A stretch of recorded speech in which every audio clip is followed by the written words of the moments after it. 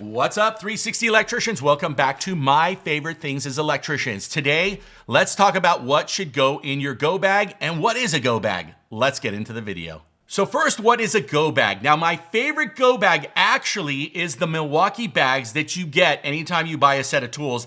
They give you this red bag right over here. However, a lot of you should have that, so that's what I call a go bag, but I use the Southwire pouch. It's got a handle on it and it's got the strap. This isn't my everyday pouch, this is my go pouch.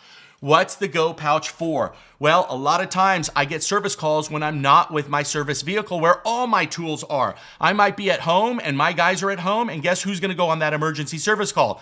This guy. So you always have to have a go bag with a variety of your spare tools so that you can get any job done. I actually got a video where I'm troubleshooting a lighting system with the cheapest Sears meter possible. That's when I decided I need to get some cheap meters, not cheap in quality, but cheap in price, so that I can throw in my go bag that's always gonna be available when I do calls like that. This one is the Tasman model TM510. It's a smaller meter, it's super inexpensive at about $10 using our links below at Amazon, but it's gonna give you everything you need to just do a quick troubleshoot. To see if outlets are working, see if your neutral's there, your ground is there, definitely to check if your breaker has power coming out of it, or if you have a bad breaker. I used it on one of the videos that I'll link right over here that you can see that video. And in there, I'm using the cheapest $3.99 Sears meter possible. Now, I know if you're a master electrician, you're laughing right now because you'd never use this thing. It's not meant to be used every single day. It's meant as an emergency backup so you don't lose the job and you can still get the work that you need done.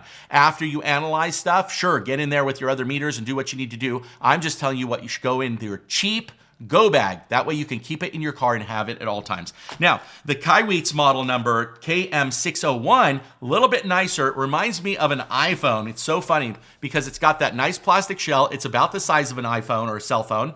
And it's got a little bit more features on there with a nice digital screen. One also thing I like about it, it's got a flashlight. Now this is also available using the links below. It's a great, I would say, lower to mid-range, in the lower end, mid-range meter for you. If you just need one just as cheap as possible so you have a go bag, definitely take a look at the Tasman.